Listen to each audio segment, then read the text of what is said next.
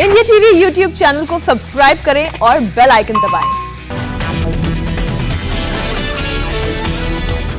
Mafia Mukhtar Ansari को रोपड़ jail से Banda jail लेकर पहुंची यूपी पुलिस। ग्रीन कॉरिडोर बनाकर यूपी लाया गया मुख्तार अंसारी को एम्बुलेंस में लेकर मंगलवार दोपहर 2 बजे रोपड़ से रवाना हुई थी यूपी पुलिस। 900 किलोमीटर लंबा सफर 14 घंटे में किया पूरा।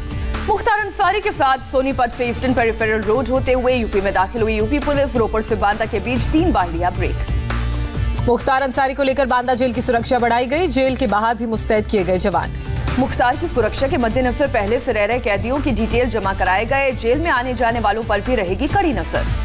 बांदा जेल के मेन गेट पर देर रात लगाए गए सीसीटीवी। एक प्लाटून पीएसी भी पहुंची जेल।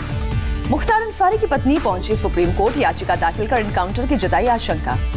मुख्तार अंसारी के भाई अफजल अंसारी का बयान। कहा मुख्तार के खिलाफ 40 से 50 मामले होने की बात फर्जी। अफजल ने कहा मुख्तार अंसारी के बीमार होने पर चिंता बढ़ी। बांदा जेल में ही अंसारी को चाय में जहर दिया गया था। पूर्व गृह मंत्री अनिल देशमुख के बचाव में उद्धव सरकार। सीबीआई जांच के हाईकोर्ट के फैसले को सुप्रीम कोर्ट में दी चुनौती। अनिल देशमुख भी पहुंचे सुप्रीम कोर्ट। अनिल देशमुख मामले में सीबीआई ने प्रिलिमिनरी इंक्वायरी दर्ज की। हाईकोर्ट के आदेश के मुताबिक 15 दिन में सौंपनी है जांच रिपोर्ट। अनिल देशमुख मामले में शिकायतकर्ता जयश्री पाटिल को सीबीआई ने समन जारी किया। आज दर्ज कर सकती है बयान। मनसुख मांझा और एंटीलिया बम केस के आरोपी सचिन वाजे, विनायक शिंदे और नरेश गौर को आज कोर्ट में पेश करेगी एनआईए।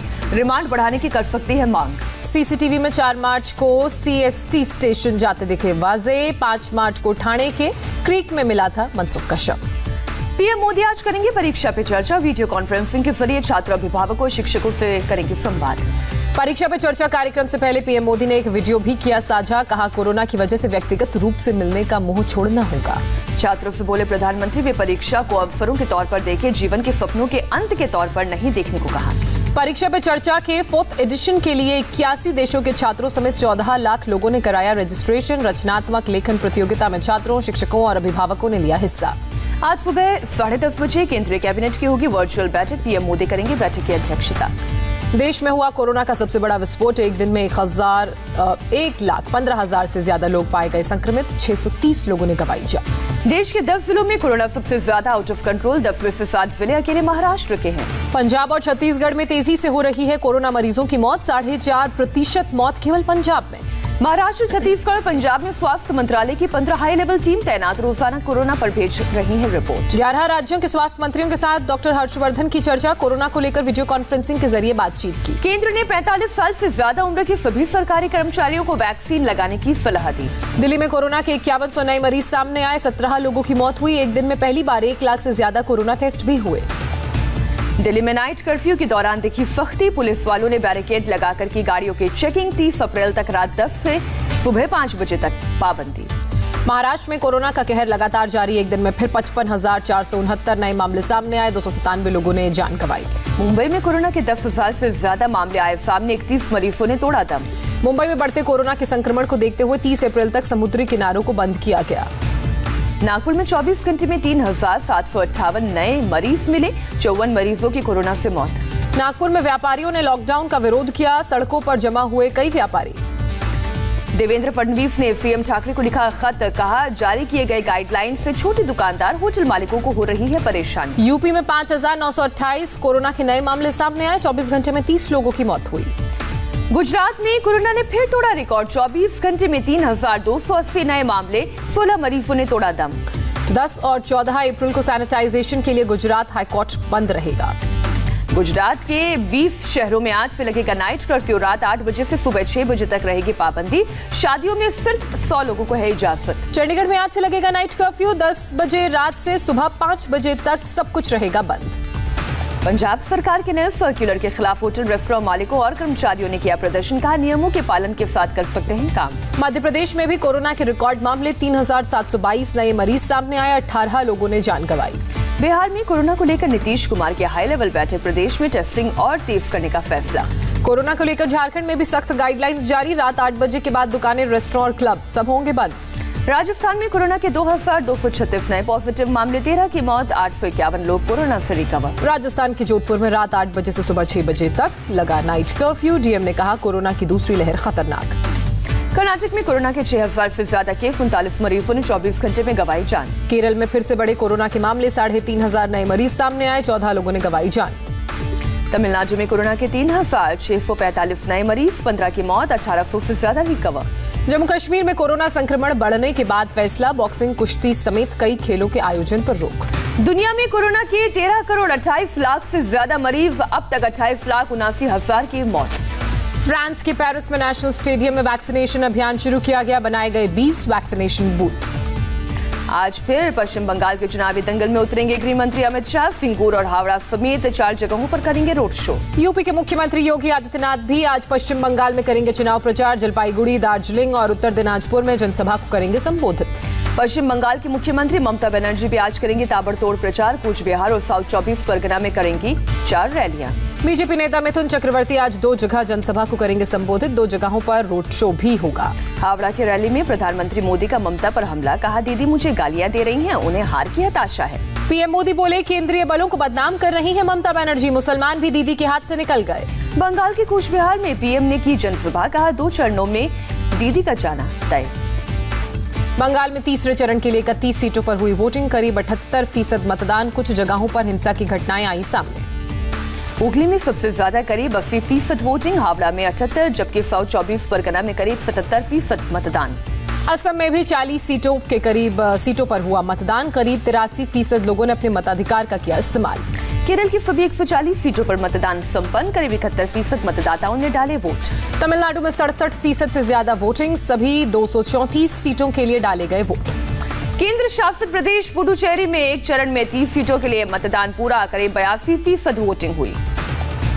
बंगाल के उलुबेरिया में चुनाव आयोग का बड़ा एक्शन, टीएमसी नेता के घर ईवीएम और वीवीपैट मिलने के मामले में चुनाव अधिकारी तपन सरकार निलंबित। टीएमसी नेता के घर ईवीएम मिलने को केंद्रीय मंत्री जावड़ेकर ने बताया धांधली, चुनाव आयोग से पूरे मामले की जांच की मांग। बंगाल में फर्जी वोटिंग को लेकर बीजेपी नेता स्वपन दास गुप्ता का आरोप, बिना नेम प्लेट के कई पुलिस वाले पोलिंग बूथ पर घूमते नजर आए। कांग्रेस नेता अधीर रंजन चौधरी का आरोप, बोले प्रशासन ने सत्ताधारी पार्टी के पक्ष में कार्रवाई वोटिंग। दक्षिण उलुबेरिया में घायल बीजेपी कार्यकर्ता का हाल जानने अस्पताल पहुंची बीजेपी उम्मीदवार, पापिया अधिकारी पर हमला, टीएमसी के कार्यकर्ता ने मारा थप्पड़। हुगली के आराम बाग में टीएमसी उम्मीदवार सुजाता मंडल के सामने भिड़े बीजेपी और टीएमसी के कार्यकर्ता, पुलिस ने हालात को काबू में किया। सुजाता मंडल की कार पर भी फेंके गए पत्थर, सुजाता बोली मुझे मारने के मकसद से किया गया मुझ पर हमला। भारत और रूस के विदेश मंत्रियों की बैठक के बाद साझा बयान जारी, एस जयशंकर बोले अफगानिस्तान को लेकर भी हुई चर्चा। रूस के विदेश मंत्री सर्गेई लेवरोव ने कहा भारत के साथ मिलकर कोरोना वैक्सीन के 750 मिलियन डोज बनाएंगे। अमेरिकी राजनयिक जॉन कैरी ने दिल्ली में निर्मला सीतारमण से मुलाकात की, पर्यावरण के लिए अमेरिकी राष्ट्रपति के विशेष दूत हैं। जॉन कैरी ने ग्लोबल स्तर पर भारत को बड़ा प्लेयर करार दिया, कहा लाखों लोगों की गरीबी हो रही है दूर। भारत और वियतनाम के बीच दूसरा मैरीटाइम सिक्योरिटी डायलॉग, समुद्री गतिविधियों में साझेदार बनेगा वियतनाम।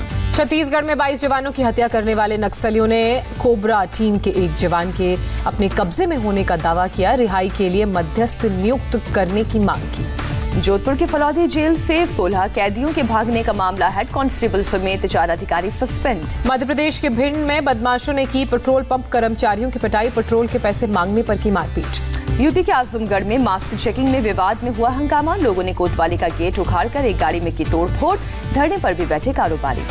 मध्य प्रदेश के इंदौर में मास्क नहीं पहनने पर पुलिस वालों ने एक शख्स की जमकर पिटाई की, मारपीट करने वाले 2 पुलिसकर्मी एसपी ऑफिस से अटैच। दिल्ली के द्वारका में सड़क हादसे की सीसीटीवी तस्वीर आई सामने, रविवार शाम को कुचलने से बुजुर्ग दंपति की हुई थी मौत, पुलिस ने कार चला रही महिला को किया गिरफ्तार। बंगाल के पूर्वी बर्धमान में बम धमाका, सीआईडी के साथ बम निरोधक दस्ता मौके पर पहुंचा, मामले की जांच जारी। जम्मू कश्मीर के सांबा में 3 बारूदी सुरंगों को नष्ट किया गया, पुराना हो चुका था सुरंगों में रखा हुआ बम।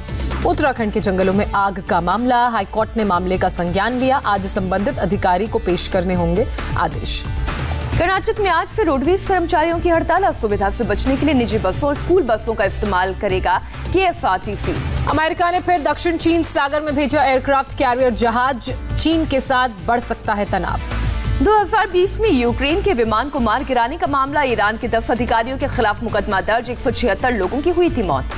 अमेरिका के टेक्सास में पुलिस ने चुराई गई एम्बुलेंस का पीछा किया। 1 घंटे तक पीछा करने के बाद पकड़ी गई एम्बुलेंस। नॉर्वे के पास समंदर में खतरनाक रेस्क्यू ऑपरेशन, खराब मौसम में डूब रहे जहाज से 12 लोग बचाए गए। इंडोनेशिया में बाढ़ और तूफान से मौत का आंकड़ा बढ़कर 128 पहुंचा। अभी भी कई इलाकों में रेस्क्यू ऑपरेशन जारी। आइसलैंड ज्वालामुखी से फिर निकला लावा। ज्वालामुखी देखने आए लोगों को आसपास के इलाके से हटाया गया।